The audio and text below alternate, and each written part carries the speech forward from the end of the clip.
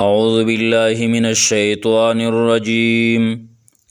بسم الله الرحمن الرحيم. وإذ فرقنا بكم البحر فأنجيناكم وأغرقنا آل فرعون وأنتم تنظرون. په دې آیات کې الله تبارک وتعالی دویم نعمت بیانوي. په بني اسرائیل باندې کم نعمتونه بیانېده، نو دا دویم نعمت دی چې نجات او خلاصې دی د غرق کېدلو نه، د ډوبېدلو نه په دریاب کې، په اوبو کې، او هلاکت د دشمن یعنی د فرعونیانو دی. فرعونیان الله تبارک وتعالی په دغه دریاب کې، په دغه اوبو کې الله غرق کړه، ډوبې کړه، او بني اسرائیلو له الله تبارک وتعالی نجات او خلاصې ورکړه. او په دې کې نتیجه د ظلمونو د فرعونیانو ذکر ده چې څوک ظلمونه کوي نتیجه به دی. او په دې کې د موسی علیه السلام او د بني اسرائیلو د هجرت بیان هم دی چې موسی علیه السلام او بني اسرائیلو سره د هارون علیه السلام نه د ټولو دیو هجرت کو د مصر نه فلسطین ته. او په دې کې ذکر د معجزې د موسی علیه السلام هم دی چې موسی علیه السلام په امسا سره د دریاب ووهو، او په دریاب کې الله رب العالمین 12 لارې وکړي. مختصر واقعه داسې ده، حضرت موسی علیه السلام ته الله حکم وکړ چې ته خپل ورور هارون علیه السلام او نور بني اسرائیل چې د زرګاو په تعداد کې وو، په زرونو خلک وو، پای کې نارینه وو، پای کې زنانم وي، پای کې ماشومان وو، ودا ځان سره روان کا او د دې مصر نه هجرت وکړي، فلسطین ته لاړ شي. بني اسرائیل هغې چې څومره سامانونه ځان سره اخیستلی شو، ځان سره وړی شو، نو هغې راواخیسته او د شپې دې ووتل د فلسطین په طرف باندې.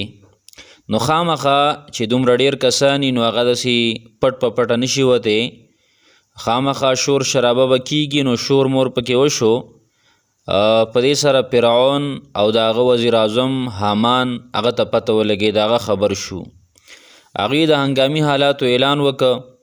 چې را حالات خراب دي، بني اسرائیل وتښتېده. هغوی اعلان وکړه او فرعون ته یو لوی لښکر راجمع شه، یا 14 لکه یا 12 لکه او یا 6 لکه، د مختلف اقوال دي پکې، یا 6 لکه د دې نه خو کم نه و، یا 6 لکه او یا یو قول پکې دی 12 لکه، یو قول دی 14 لکه. دا لښکر د فرعون ته راجمع شو، او فرعون سره د خپل لښکر نه چې دا لښکر د فرعون او د حامان په نگرانۍ کې روانو،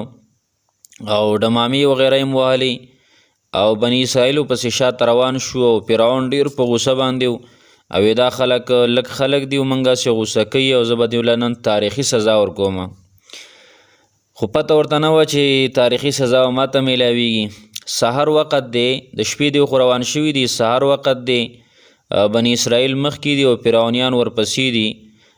مخې ته بحر قلزم راغی چې اوس هغې ته بحر احمر هم ویلی کېږي. هغه مخې ته راغی، دا ډېر زیات جوړ دریاب دی. شاته چې ګوري نو دشمن دی فرعون دی، او مخې ته دریاب ورته راغی دی بني اسرائیلو ته. بني اسرائیلو موسی علیه السلام ته جزع او فریادونه شروع کړه، او موسی علیه السلام ته وی غرب دې کړو، تباه دې کړو، بس وګوره هلته خو که ظلمونه راباندې کېده او که څه کېده، اوس خو بیخي چې کوم دی نو اوس پته نه لګي کمې سزاګانې به راکوي. وی انا لمدرکون، یقینا موږ راګیر کړلی شو، مخې ته دریاب دی، شاته دشمن دی. موسی علیه السلام ورته وی د الله بندګانو یریږئ مه، ان معی ربي سیهدین، ما سره زما رب دی، ما ته به لار ښیي او ما ته به لار سموي. الله رب العالمین په حکم باندې زه راوتی یم. الله تبارک وتعالی موسی علیه السلام ته حکم وکړه چې تا سره چې په لاس کې کومه امسا ده، نو په دې امسا باندې د دریاب ووهه. موسی علیه السلام هم د الله په حکم سره هغه امسا باندې د دریاب ووهه، نو پای کې 12 لارې الله رب العالمین سازې کړې، 12 لارې پکې جوړې شوې. 12 لارې ځکه چې دا 12 قومونه نو د هغې د وجې نه چې هر یو قوم په خپل خپل لار باندې ځي، ځکه دیو به جګړې هم کولې. بیا د میدان تیغ واقع به راشي نو هلته 12 چینې د یو کمر نه هغه په دغه امسا په ذریعې سره الله رب العالمین رایستلی وي، هغه هم 12 وي، دې لپاره چې هر قوم ته جدا جدا چینی. نو دلته هم الله 12 لارې سازې کړي د هر قوم دپاره جدا جدا. او قرآن کریم کې الله فرمایي فکان کل فرق کالطود العظیم، دا هر یو حصه چې کوم دا هر یو لاره د یو لوی دیوال په شانته کې شوه، د دیوالونه د هغې نه ساز شو. بعضې مفسرین وایي چې دغه د اوبو نه چې کوم دیوالونه ساز شي نو په دې کې کړکیانې هم چې کوم دی نو الله رب العالمین پیدا کړي د دې دپاره چې بني اسرائیل یو ډله بلې ډلې ته ګوري چې پلانکي هم روان دي، هغه پلانکۍ ډلې والا هم روان دي، نو دیو به ناامیده کیږي نه. او الله تبارک وتعالی په هر څه باندې قدرت لري، الله هر څه کولی شي. په اوبو کې دیوالونه بالکل دا سمندر الله تبارک وتعالی پکې داسې لارې وکړي چې بالکل دا لاره وچ هم وه او دیو پکې پورې وتل. فرعون او د هغه لښکر دیو ته کتل چېرې دیو په دې دریاب باندې پورې وتل، لارې شوي دي. نو فرعون ظالم پویه نه شو چې دا لارې دا موسی علیه صلات وسلام دپاره الله وکړي، نو زما دپاره دا نه دي. هغه خپل هغه ظلم او جبر هغې راغیستی او خپل تکبر راغیستی و. او فرعون د حامان ته ویل وی ته د لښکر نه مخکې شه، دا شی یېرېده وی ته د لښکر نه مخکې ته شه او زه به شاته شمه او روان به یو. الله تبارک وتعالی هم په داسې ترتیب سره دیو هلاک کړه. حامان د لښکر نه مخکې دی، فرعون شاته دی. حامان چې کله د دریاب او د سمندر هغه طرف ته نږدې شو او فرعون چې کوم دی نو دې طرف ته پکې ور داخل شو، الله رب العالمین پیدا دریاب پر رابند که او ټول الله تبارک وتعالی هلاک کړه. فرعون دغه ټیم کې کلمه هم ویلې وه او ډېره اوږده کلمه و، مدونه پکې راښکلي وو، خو څه فایده یې نه وه ورکړې. وی آمنت انه لا اله الا الذي آمنت به بنو اسرائیل وانا من المسلمین. وی ما ایمان راوړی دی، شان دا دی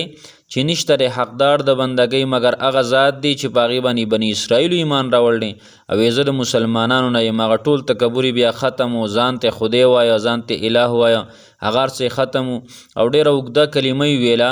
خو الله تبارک وتعالی جبریل علیه الصلاة والسلام راولېږه. بعضې وایي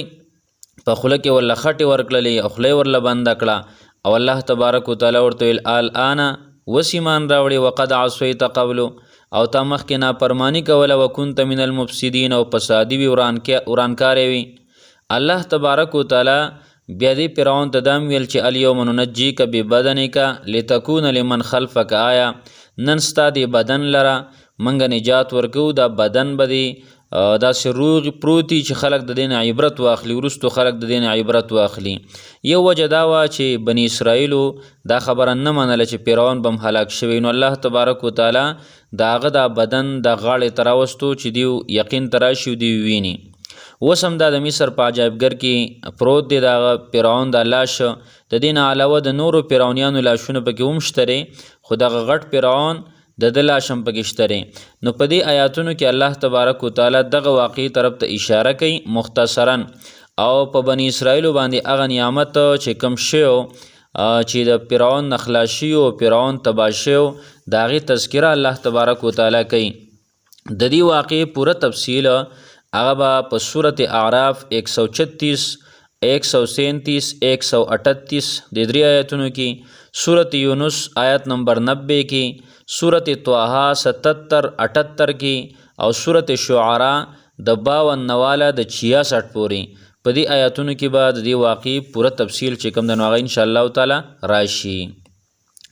نو الله تبارک وتعالی فرمایي وَإِذْ فرقنا، وَإِذْ او کله چې فرقنا وچولو منګه بکم ستاسو د پاره البحر دریاب، فرقنا چول چودل، وَإِذْ او کله چې فرقنا اوچولو منګه بکم ستاسو د پاره البحر دریاب، فانجیناکم نو پس خلاص میکړی تاسو، واغرقنا او غرق لمنګه آل فرعون، غرق لمنګه ډوب کړمنګه آل فرعون فرعونیان، آل فرعون فرعونیان، وانتم او حال دا دی چې تاسو تنظرون دیتا قتل، وانتم او حال دا چې تاسو تنظرون دیتا قتل. دا قتل هم ورته کول او ستاسو دشمن هلاک کېده نو دا یو جدا مستقل نعمت و چې دشمن دی هلاک کېږي په تا ظلمونه کړي زیاتې کړي او هغه چې کوم دی نو هلاک کېږي د صحیح حدیث نه دا خبره هم ثابته ده چې دا د نجات ورځ د خلاصي ورځ د بني اسرائیلو د فرعون د غرق کېدو دا د عاشورې ورځ وه یعنی د محرم د میاشتې لسمه محرم د میاشتې لسمه اسلامی میاشتې چې کوم پای کې اولنۍ میاشت د محرم د هغې په لسم تاریخ باندې نو ځکه به یهودیانو د دې ورځ روژه هم نیوله بطور شکر او مشرکین مکه به هم دا روژه نیوله د یهودیانو د اقتدا د وجې نه یا د ملت ابراهیمي د وجې نه په دین اسلام کې په دین محمدي صلی الله علیه وسلم کې دا روژه په ابتدا کې فرض وه بیا د رمضان المبارک پر راتلو سره د دې فرضیت هم ختم شه اوس هم استحباب باقی دی مستحب ده او الله تبارک وتعالی پې د یو کال د عبادت ثواب ورکوي یو کال ګناهونه پې الله تبارک وتعالی معاف کوي خو نبی علیه الصلاة والسلام صحابو ته ویلو ان بقیت الی تابع لاصومن التاسعه وی که چېرته زه آینده کال ته ژوندی پاتې شوم نو زه به ورسره نهمه روژه هم نسمه د لسمې سره به نهمه هم یو ځای کومه ځکه نبی علیه السلام خبر شو چې یهودیان هم دا روژه نسي نبی علیه السلام وی د یهودو خلاف به کوو او د مشرکینو خلاف به کوو زه به ورسره د نهمې روژه هم نسم که آینده زه ژوندی پاتې شوم خو نبی علیه الصلاة والسلام بیا پاتې نشه نو لهذا نبی علیه السلام صرف لسمه نیولې وه او آینده اراده کړې وه د نهمې ورسره